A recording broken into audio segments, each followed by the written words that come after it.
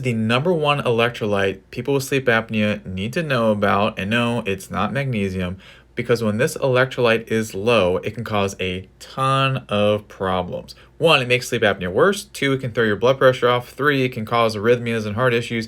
And four, it can lead to even worse sleep. Once you increase this electrolyte safely, then it can allow you to sleep way better without having to make any changes to your CPAP or anything else.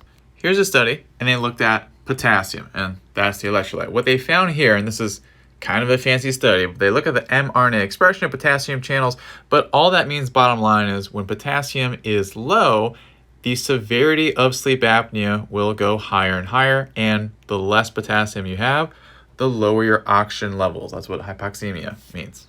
Warning: supplementing potassium can come with a lot of different side effects, so really talk to your doctor, do your research before you start taking potassium. Smart thing is to get it through foods. That's why today's episode is sponsored by bananas, potatoes, ground beef. Many different foods are going to have a good amount of potassium in them. And I also want to apologize because it's another thing.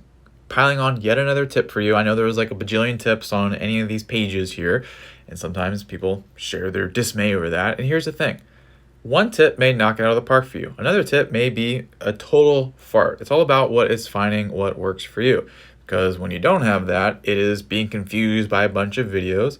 But when you do have the most important things for you, that allows things to be easy, simple, while you get your sleep, your energy, and thus your life back.